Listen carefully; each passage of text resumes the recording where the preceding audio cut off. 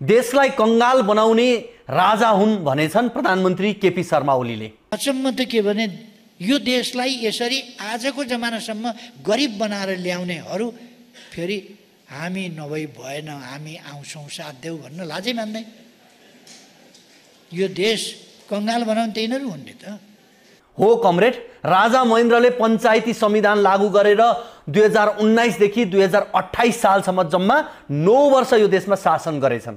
2012 सालमा प्रजातान्त्रिक नेपालमा महेन्द्र राजा बने, 2019 सालमा पञ्चायती संविधान जारी गरेर प्रत्यक्ष शासन गरे। आधुनिक नेपालको विकासको आजसम्मको सबै खाका त्यही 9 वर्षको राजा महेन्द्रको शासनको रोडम्याप हो। त्यसैले महेन्द्रले देशलाई कंगाल बनाएकै हुन्।